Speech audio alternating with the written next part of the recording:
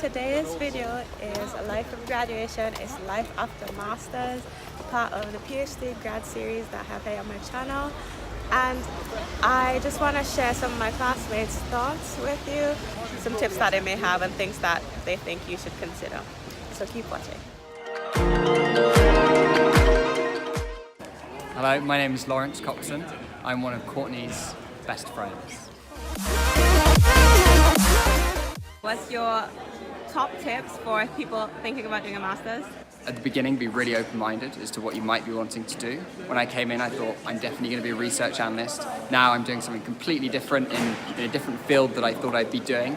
But when you get to that kind of halfway mark, always be thinking with the courses you're studying and the modules you're studying, okay, how could this relate to potentially a job that I could be doing as soon as I finish? And if you do that, you'll definitely get a great job as soon as you finish.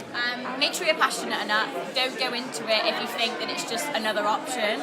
You've got to be committed to work hard and go beyond the curriculum. Then I would suggest doing as much stuff as you can related to the subject you're applying for during your bachelor degree. When you're already on the master's, take advantage of all the opportunities in Imperial. There are plenty of things going on, there are plenty of clubs that I think it's great to participate in and to be active as much as possible during classes. And I hate the word network, but socialize with the people inside school and try to get contacts because I think it's gonna be really beneficial in your careers. Masters is basically a fast-paced version of undergrad. You know, undergrad you have like 4 years to complete, but masters you are rushing through it, and you have to be mentally sound and physically fit. You have to make sure that you really balance your time right, have fun at the same time, but you learn really hard and then you have fun as much as you can, just so that you don't only just leave with the academic parts, but then you also have like friends to network with, and then people who can just sort of support you later on. Do apply for jobs at the beginning of your master program, because I know it'll be very hard to deal with the job application and study at the same time, but it'll be worth it at the end. I would say you should do something, maybe try and do something different. So I did chemical engineering in my undergrad, and in my postgrad I did chemical engineering, and one thing I really enjoyed in my master's was when I did like business courses, something totally different. Choose a pre-module, very useful because for a guy like me that never done quant before or financial module, it was quite tough at the beginning.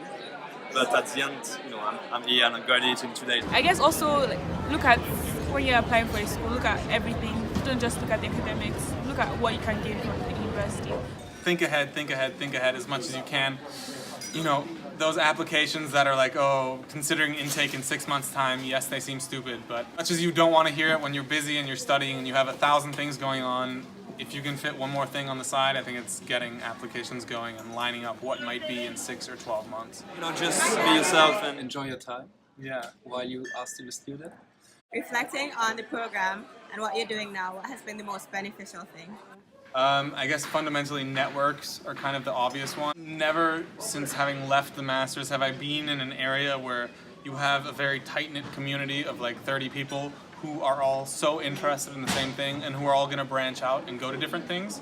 But fundamentally you can always come back to that group. I think that what I learned on my Masters, which has made me confident in the workplace that I am now, is using skills in technology and finance and how to apply that in a low carbon way.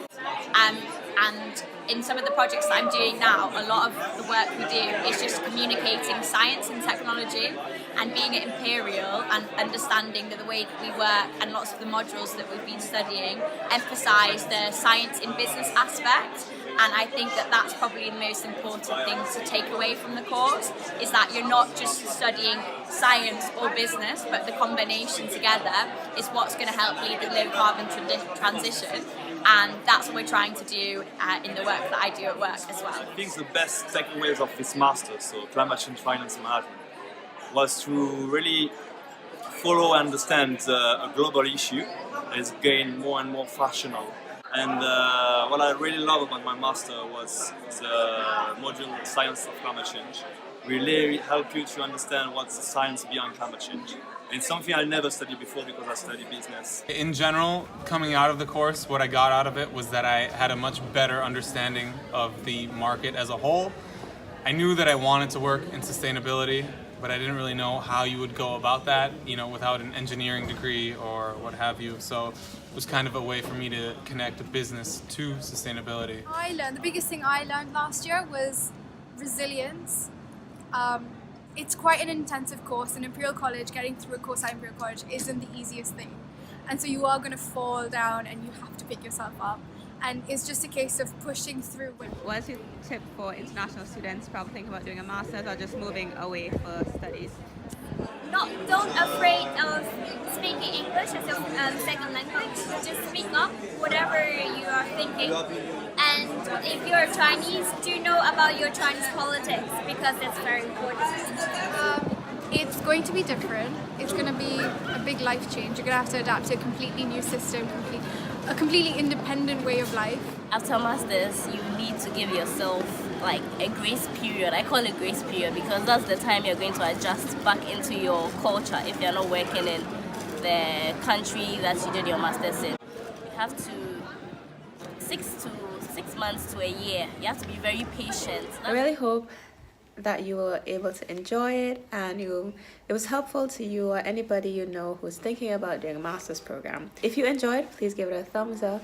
Don't forget to subscribe for more content like this. Give it a thumbs up so I know if you like content like this. Thank you for watching.